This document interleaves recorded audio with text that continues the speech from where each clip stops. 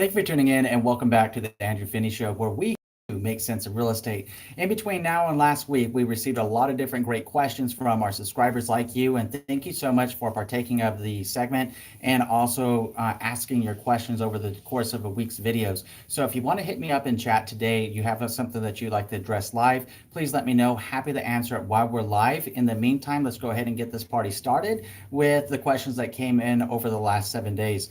The first one came in with Derek Jones. Derek Jones had watched last week's Making Sense of Real Estate with Andrew Finney, and he said, do you know whether a down payment assistance programs go off of the base salary, or do they also count overtime pay?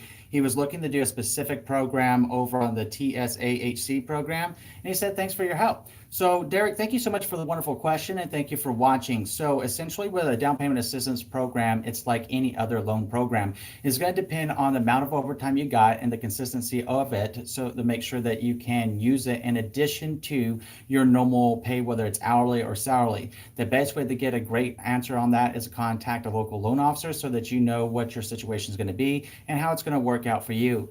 Oh, Light Bright, thank you so much for tuning in today. What's up? I'm glad that you're here too. Thank you. If you have a question, just let me know, okay? So let's move on and we go into Affinity. He was watching First Time Home Buyers, 17 tips that will change how you buy a house. He said at 12:30, at minute mark at 12:30, that I told him not to worry about a down payment, or said that only to worry about a down payment, closing costs, and inspections. His question is, what about escrow? Nobody ever mentions that, but upfront taxes are what's currently holding him back for another 6 months. So it's a great question, Affinity, and I certainly appreciate you watching that episode and reaching out. So when we're looking at buyer closing costs, it's really important to understand that when we say that you should budget between 2% and 4%, or ideally 3%, depending on whether your state is an attorney state or not, what you're really needing to do and to look at is the breakdown and the closing disclosure and the loan estimate of how that works for your buyer closing costs. So your property taxes, your homeowner's insurance, 2 months of your actual payment for your mortgage are being impounded. So when we give you that 3% amount, it's all in the escrow account that's being impounded up front. So it's not something that you have to worry about paying property taxes for another 6 months after that, because a portion of it's already being impounded. So the best way to get an answer to that question is to chat with your local loan officer and see what they say and see how it's going to work out in your situation. My guess is that it's going to be much more favorable to you than you might currently believe, since it's already going to be part of your buyer closing costs. But great question, great point. Don't let it hold you back. Go ahead and contact a local loan officer today if you have a chance, or sometime this week, and get that question answered and see how it pertains to you in your area. Thank you for watching, Affinity. Really appreciate the question.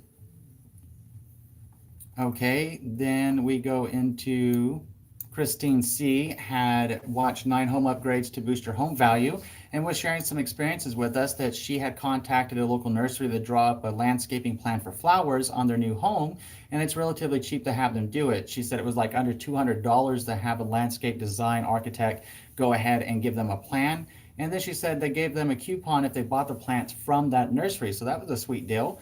And that they will give you a plan and you can plant them yourself and save a ton of money. And she said it turned out beautiful. Christine C., I know that you've been watching for a very, very long time. Certainly appreciate your comments and certainly appreciate you sharing your myriad of experiences with us during your new construction process while you were going through it. And now hearing how you're making it and improving it even more to make it suitable for you and your family. So thank you for the tip about the landscape architect and roughly about how much it costs. That's really, really cool. Really appreciate it, Christine.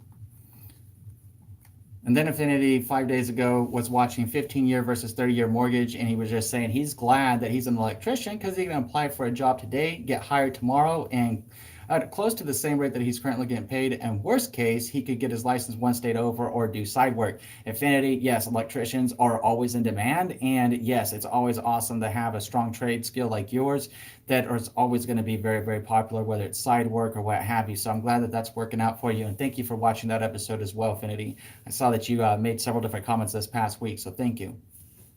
Bill Marin was watching one of the videos about how to buy a new construction on with a VA home loan. He just simply said, great video. Thank you, Bill Marin. Really appreciate that. Bill Marin, for reference, is one of the local loan officers I work with here. And he was saying great video because we've had a lot of different veterans and active duty reaching out to us from watching that video that are becoming more aware of how that process works of buying a new construction with the VA home loan. So sometimes you'll see him on various episodes with me, specifically as we talk about loans and so that you guys get the best answers possible right from a great local loan officer. Bordeaux Rose was watching Beginner's Guide to Refinancing Your Mortgage and says, wow, so much info. Thanks. Well, Bordeaux Rose, thank you for watching that episode, and I'm glad that you took a lot out of it. That was a subscriber requested video. If you would like to see content or you have an idea for a video, let me know in the comment section below. You can chat it up right now. I'll make note of it after the live session, and I'll start implementing it into the video releases coming up, okay? Bordeaux Rose, that's pretty funny. Yeah, so she commented twice on the same episode. So she was talking about Beginner's Guide to Refinancing Your Mortgage. And I made the comment in there, if you do refinance it and you decide that you want to do a cash out refi, don't blow the money. And she thought that was pretty funny. So yeah, it's funny, but yet it's very, very true to make sure that you're not blowing that money. Oftentimes people do a cash out refi and they go buy a Rolls Royce or they go buy a motor coach or a boat or something, as opposed to leaving their equity where it is in the home, or only drawing out the equity on very few circumstances in life that might need it, like for education, for medical expenses or something like that. It's a shame when people draw out that kind of money from a house and then it messes things up for them. It messes things up because they're going to have a much higher mortgage payment, to be honest with you. Lakshmi Rekha was watching 9 Things Every New Homeowner Needs and says, thank you so much for the wonderful suggestions. Thank you for watching. Really appreciate it. Let's see. We had David Dietering. He was watching Buyer Final Walkthrough Before Closing on a House. That was an episode that I did live to actually show you what a buyer final walkthrough looks like and the different things that you want to go over and the things that you want to check when you get ready to close on your new home. He has said, thank you for this and all the other videos. We will be doing our final walkthrough soon with their realtor, and they're closing on the 20th, and the loan officer said the 29th. So wasn't really sure, but thank you. Now we know what to look for and at. If there's something wrong, example, ductwork is not connected to bathroom fan, is that still fixable by the seller, or should you let it go and fix it yourself? So I really appreciated that question, David Dietering. It is a great one. If that was a situation that when you had your home inspection performed and it was a seller agreed repair, then the seller definitely should be fixing it. If it's too late in the game to get someone out there and fix it correctly, then what should happen is the seller should be issuing you a credit either towards your buyer closing cost or some type of credit reducing the price by the amount of money that it would take to have that correction. If it was not an agreement between you and the seller after the home inspection to have corrected, then that's something that, since it wasn't requested, is not part of the contract. It just depends on how it worked out in your contract and what you guys were doing. Either way, that is a fantastic question, and I'm super happy that you took a lot out of that episode, David, and that you shared with us in that question. So thank you.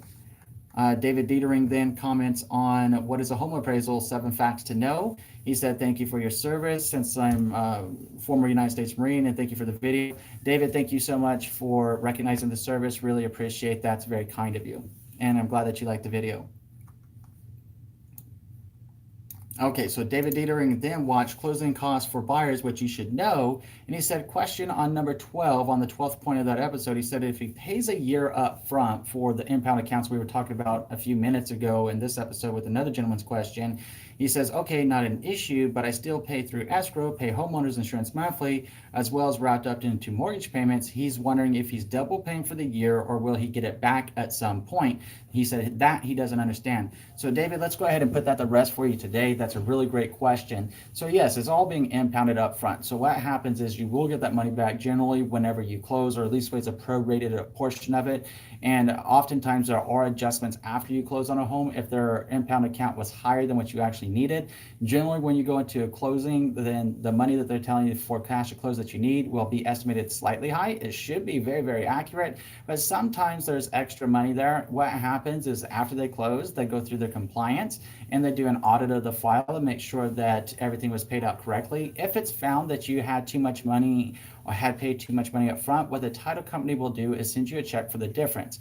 Normally you'll see that anywhere from 1 month to 12-month time frame, depending on what it may be, and they'll explain what it is. If you have a question what it is and you just get a random check in the mail, then you always want to call the title officer in that case and see what that check is for before you cash it, just to make sure everything's on the up and up and it just wasn't a mistake. And just being honest, but it's very, very often that you get a recalculation of your escrow account after the fact of closing. So I'm glad that you brought that up. It is a great question. In short, no, you're not double paying for your in this case, your homeowner's insurance. no, you're not double paying.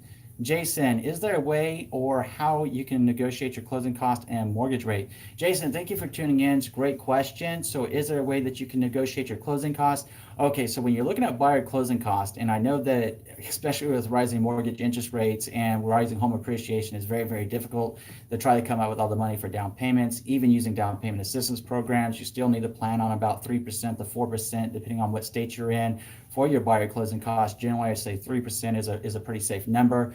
At the same time, Jayson, is there a way that you can negotiate it? Well, it's really going to depend on the house and the seller. When you're in a strong seller's market, buyer closing costs are generally not negotiable in as much as they would be in, let's say, like a buyer's market. The reason being is there's far more buyers in the market, in a seller's market, and there's so few sellers that sellers can command a premium for what they're asking for.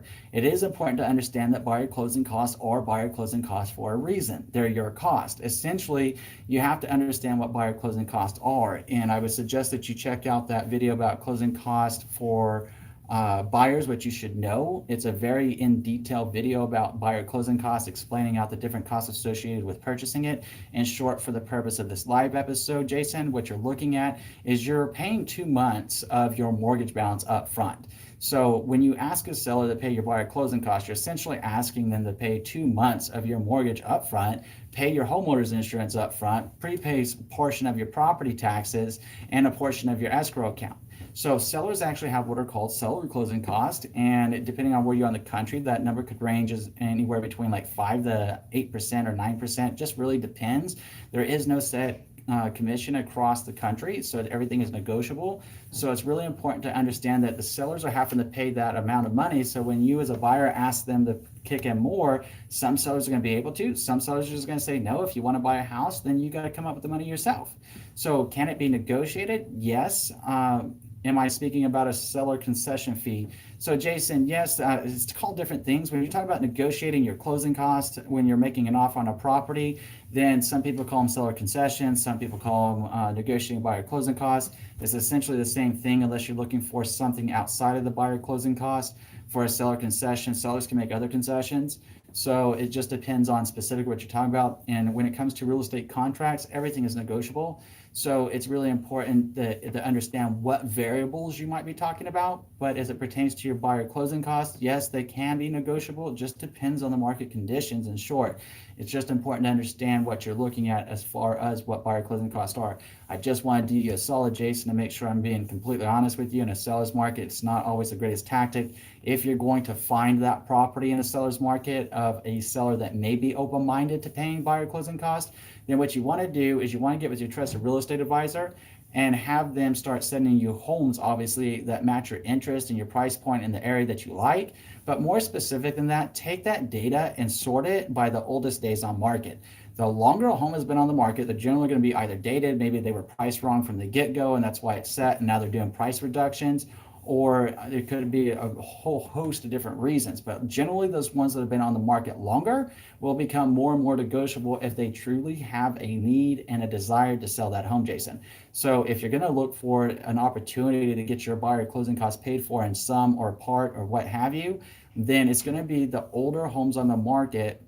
Let's say maybe average days on market in your area, like 62 days. And then let's say the house has been on the market 100 days. In that case, if it had 100 days on market, that seller, if they really want to sell, are going to have to be more negotiable and more flexible in terms of their price, and also in terms of what kind of concessions, using the word that you used a moment ago, concessions, or credits towards your buyer closing costs they may need to provide. So go ahead and ask your trusted real estate advisor about that where you are now, and make sure that you are up on the market trends and the market conditions and the realities of negotiations, how they're playing out right now for home buyers to be successful. It's a really great question, and I'm really, really glad you brought that up. As a second point, you were talking about, can you negotiate the mortgage rate? So negotiating a mortgage rate is going to be really interesting because it really doesn't happen. The mortgage rate is a mortgage rate. Different lenders might have different mortgage interest rates, but generally they're all going to be pretty close because it's set off of what's called a prime rate. So when it's set off the prime rate, they can't go below a certain number, and that's just what it is. So the best way to know that is to figure out what's going on with your situation. Generally, if you're looking to get a better mortgage interest rate, then you need to have a higher credit score and lower debt to income ratios at large. The higher your credit score, the better the mortgage interest rate you're going to be able to achieve. The lower your debt to income ratios are, the more appealing and attractive you are in the mind's eye and on paper to a loan officer, so they'll be able to extend a better rate. Now, I would urge you to be highly, highly cautious of what you see online and on television, like, rocket loans, rocket mortgage, rocket this, rocket that, get things done in like 15 minutes or less for a loan pre-approval letter. Number one, that's just not the case. You got to have your income, assets, credit, and employment verified to get a true bona fide loan and pre-approval letter. The reason I brought them up, and it's just, I'm not picking on them. I mean, I'm sure they're a great company or whatever, so it's not like I'm picking on them. I just bring them up because I see their marketing so much. So when you start looking at it, sometimes they'll throw out these rates. Oh, get a home loan up to $300,000 for at a 3.75% rate. And you're like, hold up, everybody else is paying like a 4.75 or a 5% right now. How are you offering a 3.75? You got to pay specific attention to that little asterisk next to everything in that fine print. If you read that fine print, it's probably going to tell you something that's going to sound like what I'm about to tell you. They're going to say, hey, by the way, that's on a 3-to-1 adjustable rate mortgage or a 5-to-1 adjustable rate mortgage, assuming that you put 20% down on a conventional loan for no more than a total 15-year term. So it's important to see how they're offering that rates. That rate might actually exist within their company, but it's a loan type, and making sure you could qualify for that loan type, it'd be important to know what you really understand about that rate itself. I bring that up because a lot of times people put out these rates and it's like a teaser, and essentially it's something just to get you to contact them. Once they have their contact information, then they feel pretty good about themselves that you'll commit to the process, since you already filled out a registration card, and now they're going to start saying, hey, we need all this other information. All this other information, if they're going to issue you a true pre-approval letter, it's going to be like your last 2 years tax returns, 2 months bank statements, 1 month pay stubs. They're going to start asking for your asset accounts, your social security number, pull your credit. And then you're going to quickly notice, oh, it wasn't 15 minutes to getting a loan pre-approval letter. It really depended on my circumstance, whether I had child support, if I had to pay alimony, if I had student loan debts. It's a lot more to it to get a loan pre-approval letter. I mean, a great local loan officer like the two that I work with here in Las Vegas, Nevada, Josh Coomer over at Cardinal Financial and Bill Marin over at New American Funding. Look, they can issue you a pre-approval letter if you bring them everything that they need. Essentially what they give you is what's called a needs list, and it includes that information I just mentioned. If you bring that to them, then as little as like 30 minutes, they could review everything, verify everything, and have a loan pre-approval letter for you. But you got to have your ducks in a row and ready to go to do that. You have to have everything ready to bring in a full file. A lot of people don't have that. So it's important to think about, but just talk to a local loan officer is the best suggestion I have for you, Jayson, to make sure that you're getting your questions answered, and talk to your trusted real estate advisor about how negotiations are working in your current marketplace. Matt Nelson, what's up? I'm at work, so I can't comment much, but I was just watching your videos and saw your live. Matt, thanks for tuning in. I have seen a lot of your comments recently. Just wanted to say thank you for tuning in. Really appreciate the comments. I always read the comments as they come in, and I typically try to respond to them as quickly as possible. In this case, because I was going live, I was going to respond afterwards and give you a shout out, Matt, and let you know, hey, by the way, I mentioned you in the live session. So I'm glad that you saw that I was live and tuned in. Thank you so much, Matt. I hope you're enjoying a great day at work today, and I hope that everything works out for you in a wonderful way. Oh, you said, of course, thanks for the awesome content. Keep up the good work. Haha, thanks. All right, Matt, great. Enjoy a wonderful day, buddy. Okay, we have Andy Cao, a builder. Ryan said that they can build a floor plan of a model that they offer at another community at the current lot we like. We love the floor plan, but are sure if they will mess it up since it will be the first guinea pig. My thoughts. Okay, so if you're dealing with a builder, Andy, and that's a great point, and I'm glad that you brought it up. So first of all, thank you for watching, and secondly, thank you for hitting me up on chat. So what you're looking at is it depends on the builder. I mean, take Richmond American or DR Horton or Toll Brothers or William Lyons, any of those big national builders, for example, right? They build in all kinds of different parts of Las Vegas and the different parts of the country, right? So one floor plan is going to be very consistent for them. The actual build of the home is going to be determined about the builders that are building it. I don't think so much that they would be messing it up per se, because it's a floor plan they've been building. They're accustomed to building it. Their superintendents and assistant superintendents are going to be out there all the time, making sure that it's going down correctly. You're going to have city inspectors over there.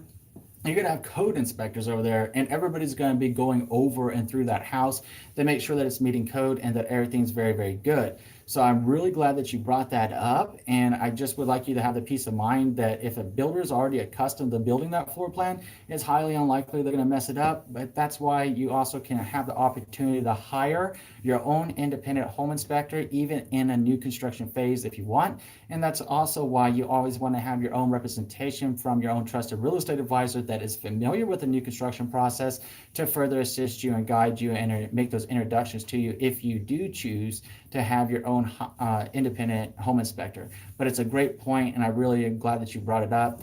If it's a big builder and they do it all the time, in short, they shouldn't be messing it up. Just follow the suggestions that I made above, and it'd be really good for you. So Jayson, thanks for the information, very helpful. Do you have any strategies for bidding at tax deed options? Cash. Have cash and have cash ready to go. That's the advantage you're going to need to have at auctions. You're going to need cash. So if you have cash when you start going into auctions, probate sales, and everything else, cash is going to be king in those situations. Normally those homes aren't in the best of conditions, so you need to be prepared for it. A lot of them are going to be purchased sight unseen, so you also need to be comfortable with that fact that you may not have an opportunity in many cases to have a home inspection performed. It's what you see is what you get, and you may not even see what you're about to get. So it's important just to have the cash ready to go. Have your, if you're a real estate flipper, I'm not sure. But whatever your case may be, make sure that you have your team ready to go and that you understand what you're doing. At a minimum, if you see it on the list before the auction, 1 to 2 weeks before the auction, drive by the area, contact your trusted real estate advisor. If it's a property you can gain access to, then gain access and assess it with your team and see if it's going to be something worthwhile to you. But as far as bidding strategies are concerned, look, if you got 8 million people bidding on it, then you got to do what's right to you, and you got to make a decision that you're comfortable with because you're about to live with it. So you want to make sure, Jayson, that you're comfortable with whatever the decision. Now, if there's nobody bidding on that property, then why would you bid the list price? Now, it depends on an auction. A lot of times, some of these homes have reserves that they have to meet before they can actually sell the property, and you want to make sure that you're hitting that minimum reserve. And of course, they're not going to tell you what that minimum reserve is in many cases. If they do tell you what the minimum reserve is, then hit right off the gate, maybe $1,000 above minimum reserve. And if no one else bites, then good. You got a good shake on that property. If other people are biting, then have a mindset of how much that home is worth to you and make sure that you don't exceed that number. Considering the fact that you may have home improvements that you need to make or renovations you need to make to that property. So make sure that you know your all-in number and make sure that you're factoring for the cost and also factoring about 10 to 15% on the high side for any possible cost overrun that you may come across in that property. That is an awesome question, and I'm really glad that you brought it up, Jayson. So thank you. MouraD Agrebi, thank you so much for watching today. What are the items that can be renegotiated with the underwriter and loan officer? It's a really good question, MouraD, when you're talking about renegotiated with a underwriter or loan officer. So you would actually need, it depends on the loan officer, MouraD. You will need to talk to them and see what those items are. Sometimes you can renegotiate any kind of document fees. Sometimes you can renegotiate any type of notary fees if you didn't use it. If you didn't need a mobile notary, for example, you can renegotiate that. You can renegotiate any of their fees for admin fees. Sometimes you can renegotiate that too. Now, it just really depends on each loan officer. Some of them are pretty boilerplate. That's what they do. Other ones might be a little bit open-minded to it. Either way, MouraD, that's a really great question. At the end of the day, if you were able to negotiate some of this cost down, it might save you a few $100. It won't be much at the end of the day, but a few $100 is a few $100, right? So, MouraD, great question. Derek Jones, have I had good luck with DR Horton? Are they decent? You know, I would hesitate to say, you know, one builder is better than the other whenever I'm on a live episode and a video that can be watched back by these builders, Derek, but it's a great question. Speaking of DR Horton, I just worked with a family yesterday that closed on a DR Horton, and I have to tell you from my experiences as a professional trusted real estate advisor, working with that community in specific with DR Horton, they were absolutely fabulous from start to finish. We had a very good new home agent that knew what she was doing, and she kept us abreast of what was going on. She was very, very communicative, very, very responsive. So in that case, from that experience with DR Horton at that community, I'd have to tell you it was an amazing experience. Clients were very, very happy with the home. When we went to the final walkthrough, it was amazing because it really had almost zero things wrong with the house. It was just normal stuff. When you paint a house, they're going to get what's called a holiday. You're going to get those areas that are kind of glossed over a little bit too quick, and the paint dries, and it dries a little bit unevenly, and they need to go touch it up. And that's very, very common, whether you're looking at resale or if you're looking at new construction. They quickly said it, they quickly took care of it, and they quickly made it happen. There were a couple of things that we pointed out. One was about there was a scratch on the stainless steel refrigerator, and then there was a corner piece on the stove that looked like it had been a little bit damaged. So they actually replaced both of those out. They pulled them out and they put brand new ones in that were awesome. And I was fairly impressed with that and their speed of getting it done. So ultimately what you want to do is each community is different. You got different superintendents, you got different workers, you got different labor force that's out there, different new home agents. So Derek, what's most important to do is where you are right now is to actually Google them and check their online ratings, check their reviews, see what other people are saying about it that have bought homes in that community, and see what their takeaways were, and ultimately make your decision based upon what type of home is right for you, what side of town is right for you, and by doing a little bit of due diligence by checking ratings and reviews. You know me, I'm always going to say Google it and Google those ratings and make sure that you're getting real world responses. If everybody seems pretty happy, cool. If there's some people that say they're not unhappy, well, you can't please everybody. Take it with a grain of salt, but make sure that what they're saying, there's a common thread about construction defects or things that they believe are construction defects, being the new owners of the property. That might be something that you want to be extra mindful about. But if everybody says, hey, it was a great process, they got in, they did their thing, they made the adjustments very, very rapidly, like I was just telling you about the one we just closed yesterday. Extremely happy family with that home, and it turned out to be absolutely beautiful. So it's up to you which one's best for you. A lot of these builders make really beautiful homes. Just be aware of the fact that each community, you can have one on this side of town and one on that side of town, and the quality can be completely different because you got different kinds of superintendents. Now, I know that DR Horton definitely takes strides. I know a lot of new home builders take strides and go to the pains to try to ensure consistency and making sure that their product is always the same, just no matter where it is in the country. So it's a great point. Andy Cao, he says, thanks a bunch. You're very knowledgeable. Thank you, Andy. Really appreciate you being here today and tuning in. And thank you for your kudos. And again, just thank you for being here. Derek Jones, thanks. One more question. They're paying for the closing and we're able to get down payment assistance. Does a lot of money still need to be saved in the bank account? You should always save as much money as possible. But if you're talking about specifically into your situation, if they're paying for the closing costs and you're able to get down payment assistance, cool, rock on. That sounds like a really good deal.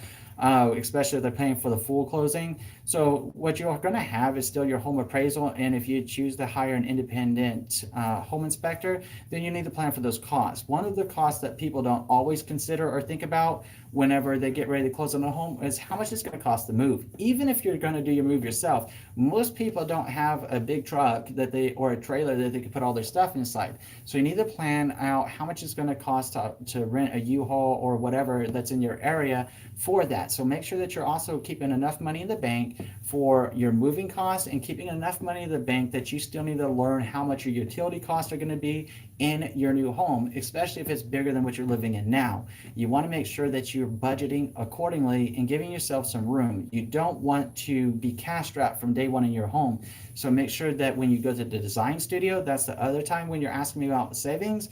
If you have a design studio visit, just understand that most families spend anywhere between 7% and 15% on new construction for their design studio visit for their options.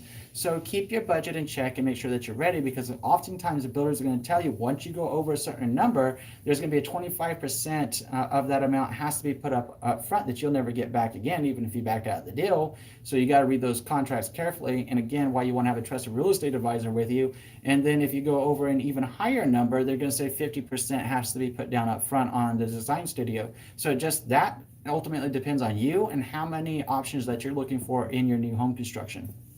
Great question, though, and I'm really glad you brought it up. But get in the habit of saving money, Derek, and make sure that you're building up your accounts in the future. It's going to be extremely important to you for your retirement, your own peace of mind, emergency fund, home fund, what have you fund, right? Just make sure that you're saving whatever you can, okay? Tina271, thank you for watching. It says, Andrew, do I know anything about a NACA mortgage? So NACA mortgages are pretty interesting, and the best way to get information about a NACA mortgage, Tina, is to actually reach out to a local loan officer in your area. They do work in a completely different way. They will require home buyer education courses for both you and actually your trusted real estate advisor is going to have to attend as well in a lot of cases. So they're going to have, it's a little bit more of a to-do. So in the short, to make sure that that's a program that's interesting to you, then review that option, but also consider your down payment assistance or home as possible option so that you can make a well-informed decision, Atina, with what's right for you and what you're looking to do. It is a perfect question. I personally, in the 120 and counting families I've represented over the last 5 years, I have not worked with a NACA loan. So I'd be remiss to tell you that I know the insides and outs of it, especially since I'm not a loan officer. So please reach out to a loan officer about that program. I know that in some of my videos where I may have referenced NACA, I put some links to the NACA guidelines and situation and where you could sign up for a class near you. That might be something that you'd want to do. That video in specific that would have gone into would have been first-time homebuyer programs and also probably in the low and no down payment home loan programs. So check that out and see if it's right for you. Make a well-informed decision. Jayson says, another question, lots of laughs. Well, Jayson, hey, you know what? Love the engagement. Love everybody being here. That's why I do this. So, ask as many questions as you want. That's why we do this. Do I know of a system to use when a tenant is late on paying rent? Like what steps to take when the tenant is 1 day, 5 day, or 15 days late? So what you want to do is you want to look in your area for eviction services and get that process started. If you're using a property manager, Jayson, it's always smart to do, especially as an investor, is to have a property manager. They'll deal with it for you if there's late, and they're going to collect it for you. Of course, they're going to charge you for their services. At the same time, it can give you a lot of peace of mind of letting them deal with the drama that can sometimes ensue with the rental unit. So if a tenant is late, essentially what you want to do is you want to contact an eviction company, have them put a immediate, they have to pay or quit is essentially the first step in that. I'm not a property manager, so I don't want to give you too much of a spiel on this. I just want to point you in the right direction and to get in touch with your property manager if you've hired one, or get in touch with an eviction service in your local area if that's something that you're going through right now. But the first one is a pay or quit. Okay, so if anyone else has any questions, let me know. I'm going to go back over here and start seeing if we have any other questions, because we have a lot of comments that came in over the last 7 days, and I really appreciate all the wonderful comments. So David Dietering then watched a video that I made about 10 ways to know you found the right house. He said the way that they knew they found theirs, that they were on their fourth visit to the house, and each time it was usually a 45-minute or 1 hour visit, and they were both debating, him and his significant other were debating between two homes. Then they got word right as they were leaving the home that someone had placed an offer earlier that day. They both said they felt like someone had punched them in the stomach. And when they went home, they were not wanting to make a snap decision all the time. The whole ride back home during a 45-minute trip back to where they were living at the time, said that when they got there, they called the realtor within 2 hours and asked them to make an offer. And within 2 days, the seller accepted their offer and over the other offers that they'd received. So he said, yes, number two, the second point I was making in that 10-point episode about how to know that you found the right house, that the home felt so warm and was welcoming to them. So David, I'm very happy to hear that you got the house that you guys wanted and everything is working out for you guys. Okay, Jayson, awesome content. Thank you. Thank you, Jayson. Again, really appreciate you being here today and for the wonderful questions you've been asking. Andy Cao, how soon after closing can I refinance? I want to take advantage of my credit union's 1515 adjustable rate mortgage rate, but the $10,000 closing cost is just too nice to give up. Rate is 475 with the preferred lender. 475 in today's market does sound like a pretty good deal, to be honest with you. So that's pretty amazing. How long do you need to wait? Generally, you should be waiting 6 to 12 months. It just depends what's going to make sense, because what happens whenever you close on a house, and this is coming out in this Friday's video, I believe, where I was talking about this, or it happened, at least was in the refinance video where I mentioned this, where you get hit up all the time trying to get your mortgage refinanced. I mean, it's like you closed a week ago and they're trying to get you refinanced. The reality is, when they say that they're going to not charge you anything out of pocket to refinance your home loan, they may not be charging you anything out of pocket to refinance your home loan, but you again need to look at those little asterisks. You need to look at those fine details, and what you're going to realize is that those buyer closing costs that we were talking about earlier in today's session, guess what? they're still there. And now what they've done is if you had a $300,000 mortgage, they might have tacked an additional $9,000 onto the backside of that loan. So even if you get a lower interest rate, your payment may be roughly the same. It could be slightly higher. It could be a lot of different things depending on what you're doing. So when you're looking at refinancing a property and you want to take advantage of your credit union's rate, it certainly makes a lot of sense. Credit unions, can generally offer better rates. It's normally just a matter of whether they can close. Of course, if you've been able to already close on the home, then they shouldn't have no issue whatsoever, ideally, closing on a refinance loan. That being said, you need to generally wait 6 months to 12 months at a minimum. Generally, if you're refinancing, it's got to be for a pretty substantial difference if you're refinancing due to credit score alone, and that'll be its own justification once you meet with those loan officers, and whether it's your credit union, whether it's a local loan officer, what have you, and you need to review the loan estimate and the details within the loan estimate itself. I made a video about loan estimates, by the way, so you might want to check that one out to make sure you know what you're looking for and what's most important to you in deciding whether it's a smart decision for you or not. There's more to a mortgage than just a rate. It's just something to think about, something to consider there. Either way, Andy, really, really good question. So you said, whereas a credit union is offering a 4.1. Yeah. So that goes back to credit unions kind of set their own rules off of the prime rate. They're the only ones that can do it because the laws that regulate them are completely different than other banks and lending institutions. So they can get away with offering different rates. It's kind of interesting though. That's why I always suggest a local loan officer. You hear me repeatedly saying that throughout the videos. There's reasons why I'm saying that, because even big banks and stuff, big banks are awesome for a lot of things that they do. Credit card services, mortgage servicing activities, they do a really good job. Unfortunately, in practice, is what I've seen is a lot of big banks, when it comes to loan origination, a completely different story, where I've yet to see any of them, knock on wood, and nothing against them. Like I said, big banks are good for different functions. But as it pertains to mortgage loan origination, I've yet to see any of them ever close on time for the contract. I've yet to ever see it happen where somebody told me they got the exact deal that they were looking for from their financial institution that they believed they were promised up front.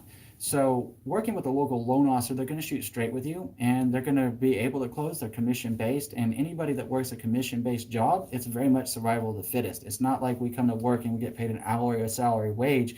We're either making it or we're not making it, and it's survival of the fittest. So the more successful you are, the better you are, the better skilled you are, the more knowledgeable you are. And when you bring that kind of experience to the table to work with somebody that's looking to get a loan, or somebody that's looking to work with a trusted real estate advisor, the more knowledgeable and the more experienced and the more successful they are, the better they're going to be, the more that they're going to know, and the better they're going to be able to shield you from issues that could otherwise happen if you didn't have that skill. Buying or selling a home is massively important. I mean, it kind of goes without saying, right? It's most of our biggest investment that we will ever make. Since it's one of our biggest investments we will ever make, shouldn't we do it right and make sure that we're doing our own due diligence? Like I mentioned earlier in this episode, when I was talking about Googling a builder, you should always Google the real estate agent. You should always Google the lender, check their online rep, see what people are saying about working with them, and make sure that's something that you are comfortable with pursuing before you just pop off. Too often people like, oh, I want to buy a house, and they just contact any old person, not realizing that could be very, very bad for them if things don't work out. And then it circles back. Now they've got a whole bad interpretation of the industry, but the reality is they first didn't begin with Googling and with their research. Hence why one of my biggest passions behind making this channel is to help you. Most of us will never meet. It's one of the reasons that I like going into the live session. We have the opportunity for engagement, and with engagement, it helps us tie us together no matter where we are in the nation, no matter where we are in the world. So really appreciate all of you that have been watching today, and really appreciate all your support on the channels and all the shares that you guys are getting the word out to help our team and community continue to learn and grow together. Content on the channel is going to be very, very powerful to thousands. It already has been, and even more as we just continue sharing it, and you keep providing wonderful feedback. I keep making content around it. Okay. So Christine C. had made a comment about 4 credit report problems that scare mortgage lenders. She was laughing about something that I had said in that episode where I said, hey, it scares the lenders more than like a Freddy Krueger. And she said that I had her laughing. So yeah, I do try to make it fun when you watch a video. Always trying to work on making these videos better for you, to make them more engaging and more exciting. So I'm always open to suggestions that you guys have about that. So just let me know. Let me see. We go into Yumi's 816, watching again for credit report problems that scare mortgage lenders. She says, excellent video, Andrew. Should I worry about multiple mortgage or similar hard inquiries within a year? Yumi, in short, yes, no, and maybe. It just really depends on what kind of hard inquiries they are. I was having a conversation with Bill Marin earlier today, which is a local loan officer I work with here in Las Vegas, Nevada, over at New American Funding. And I was asking him about this in specific, how this really plays out. So at the end of the day, the way that it plays out is when you're mortgage rate shopping, right? You essentially have like 15 days to hit up as many loan officers as you want, but you essentially have another 60 days to close on your home loan, so it only pulls once. If you have pooled, so a total time period now of 75 days, and you haven't closed on your new home, let's say that you reached out to 6 different lenders, then you're going to have 6 different hard inquiries. Now, that can be good and bad depending on your situation, depending on how high your credit score is and whether it can absorb those hits. When I talked to him, he said in reality, you could talk to your credit counselor about this as well, or do some research on it as well. But he said in reality, you're generally looking at somewhere between 2 and 3 points of a reduction in your credit score for every hard inquiry you get. So if you did 6 of them, and that would be 18 points on a 3% rate, right? Or a 3-point rate. So what happens if you have a credit score of 620 and you got hit with 18-point reduction? Well, now you're under that 620 where you might have been able to get some better loan options available to you. It could be hurtful at that point in time. So if you're going to rate shop, make sure that you're doing so with the intention to pick a lender, stick with a lender, and move forward with that lender and get ready to buy a home. If you're doing it within a year's time frame, it sounds like from what he shared with me, it could present a different issue. Now, what I would suggest you to do is reach out to a local loan officer in your locale, in your area, and make sure that you talk to him. It sounds like you probably already are, and just make sure that you're doing your research on it. And one of the things that I'd be curious about, Yumi, is why are you reaching out to so many of them? What are you looking for in specific? What's most important to you in specific? Because before we start putting our credit history on the line, and before we start putting our FICO score on the line, we could do a lot of due diligence just by Googling them, just like what I was saying a moment ago. Check out the ratings, the reviews, and make sure it's right for you. If it is, cool. If it's not, move on to the next. And there's no need for you to let them run your credit score at that point, okay? Something to think about, something to consider, something to move forward with. Either way, Yumi, really, really appreciate you watching and appreciate your comments. And that was a great question. Thanks so much. Andy Cao, thank you. You're very welcome, Andy. Thank you so much for tuning in today. MouraD, you said you rock. Thank you, MouraD, for tuning in today. Really appreciate you being here, and you rock too. So thank you. Okay, so then we have Matt Nelson, who had came in early on the feed today, saying lots of laughs when the moon, sun, and stars align, something that I mentioned about. He was laughing about it in the buying a house solo 6 tips to plan now. So it's a lot of fun. Hi, Bri, how are you? Thank you for being here. You're asking, can we negotiate with a new build as in credits for the design center or anything else? Well, it depends on the builder. Generally, whenever you're working with a trusted real estate advisor, that's one of the questions they'll ask the builder, and it's something the builder would make known. Depending on where the builder is in that situation, and depending on where the market is at large, considering what's going on with resale homes and new home inventory, will dictate whether that specific builder or not is open to issuing credits, and if so, what terms must be followed to get said credits. So it's important to think about. Now, you're asking about, can they negotiate with the new build at the design studio? I've never heard of it. I really haven't. Their product is the product, and that's what they're going to charge. That's why it's important to know how work with a trusted real estate advisor that can help you with the new construction and advise you which options are cheaper normally in the new construction phase than after the fact for resale. Sometimes it makes sense to let them put in the base of whatever for just to get the house built, and go back and add your fixtures later because the cost is a lot less to get what you really want. At the end of the day, it's up to you, but you're going to be normally paying a bit of a premium at a design studio for some of those products. It's important to know and go in very level-headed with what you're looking at. So let me see, Bri Wiley, usually they do closing credits for using their lender, but on top of that, looks like you might be shooting over another text. Yes, you're right. Normally they would issue closing credits if you use their lender. Now, it goes back into Googling the lender and make sure that's something that you're comfortable with doing. So make sure that you know what you're doing. There's more to buying a new construction than getting credits. And that's the reality of real estate. All the time, real estate agents are asked to drop a commission or to contribute their commission. And to be quite honest with you and to be quite frank with you, that'd be like me or another agent asking you to give up a month of your earnings or half of your earnings for the next 2 to 3 months. We couldn't stay in business if that's what we were doing. So when you start looking at the trade-off in between credits of a lender and you start looking at the difference for you using their lender, if that lender ain't doing you right or you're not comfortable with that lender, are the credits really worth it? At the end of the day, that's a question you have to answer, Bri. And at the end of the day, that's something that you got to be honest with yourself about. Or is it worth knowing that you got a top performing, perhaps local loan officer working with you that's going to be able to assist you and help you get as good of a rate as possible and get you the best process going for your loan? It's more important to know that you're working with a professional in many cases to most people than it comes down to money. Everybody's got this thing about money. We all got it. We all need it to live, right? But it's important to be real about it and to understand the value that you get in exchange for money. If you got top people working with you, you're in great hands. If you don't, it doesn't matter if you paid $1 for their services. If it screws you out of $10,000, was it worth it? Right? So it's just something to think about, something to consider. So I could go on a whole different tangent on that one. So I'm going to save that for a future video because I do have some plans on talking about that, especially with some of these tech disruptors, as they call them in the real estate industry, and putting out the truth right off their website by telling you the same thing I've said so many times in today's episode: read the fine print. That's where I'll leave it for now, and then we'll go into it later, okay? So Abby, thank you for watching How to Buy a Home in Another State. She chimed in, says she was going to rewatch that video and take more notes. Thank you so much. Well, Abby, thank you for the comment, and thank you for finding the video so powerful and valuable to you that you want to go back and rewatch it and take more notes. If you have any questions, please let me know. If you have any ideas for any other videos that you would like to see me make about moving out of state and buying homes, or selling homes and buying homes out of state, just let me know. Bucerid06, watch new homeowner tips, 8 things you can do now. Said that I'm meeting with the inspector today on the home I hope to buy, and said they could skip the cleaning because the place is already immaculate. Yeah, that's always wonderful when the seller keeps the house completely immaculate at the same time. So that's good stuff. Okay.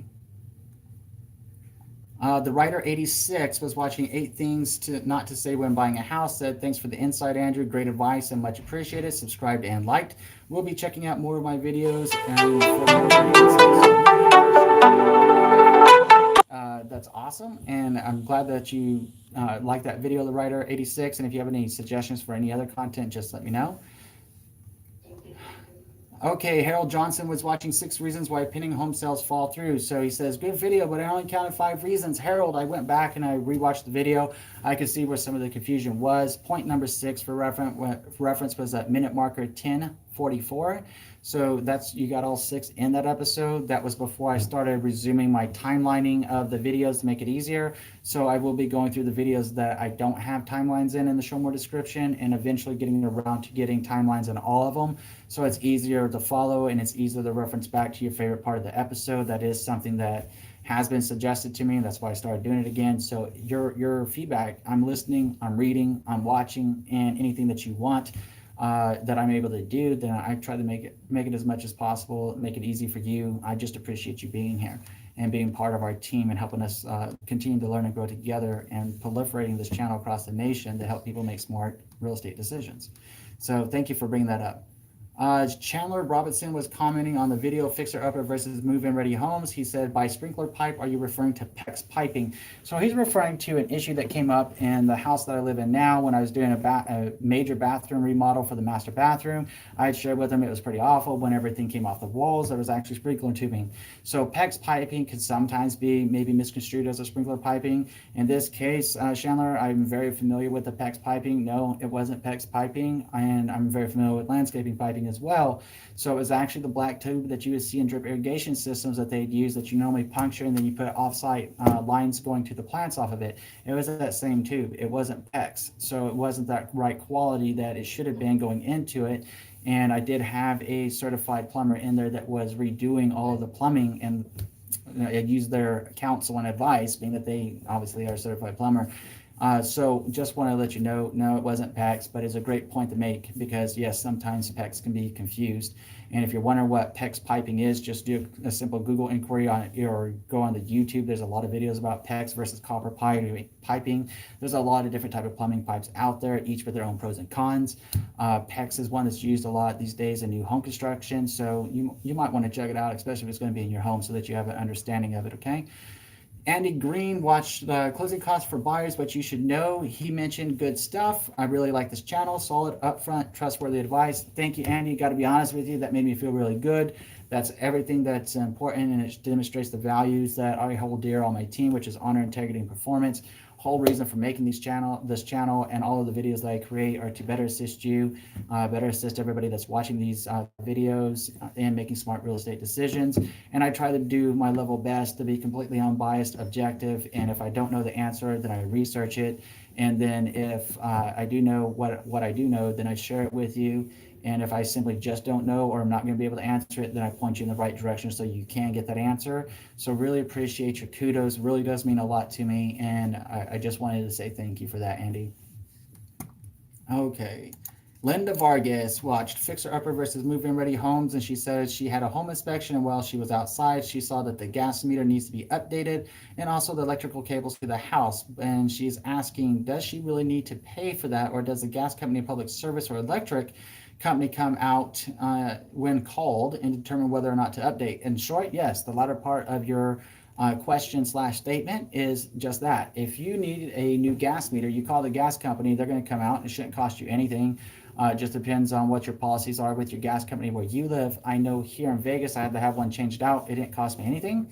They called the gas company out, and they didn't charge me anything to replace the gas meter. They just told me what was faulty, replaced the whole thing, got a brand new gas meter, just like that. They're as a public utility company, their main concern is to ensure that your house is protected, especially with gas. We know that a gas leak, what it can do to communities, can absolutely devastate a house and the community at large if there are gas leaks and they catch on fire. So yes, if it's something that you're concerned about, please contact them right away. It's maybe even see if the seller of the house can contact them while you're on contract to get it fixed. That would probably be a good idea too. And then as far as electric cables going to the house, I'm not entirely certain what you might be referring to unless you have above ground electric and it's going into the house. If that's the case, again, please contact the utility company in your area, ask them about it, and yes, they will make a determination of whether it should or should not be changed, as they are the professionals in that field. So it's a great point, Linda, and I'm certainly happy that you brought it up. Okay, team, pleased to tell you, this is now the longest we've ever gone on the live session. So we've been on for almost an hour. So we've gotten through all the last 7 days of comments and questions. So I just want to say thank you for being here today. If you're watching this after this is finishing and you made it this far and the rewatching of this video, then just ask your questions in the comment section below. Comment on your favorite videos. Make sure that you're sharing them around. Subscribe today, please. It really means a lot. And just go ahead and hit me up with the questions. And then next week, what will happen is we'll lead off the episode while we're waiting for people to come online with answering your questions. So thank you for being here. In between now and next time, I'm wishing you and yours a lifetime full of love, wealth, abundance, and happiness. Thank you for watching, and we'll see you again soon.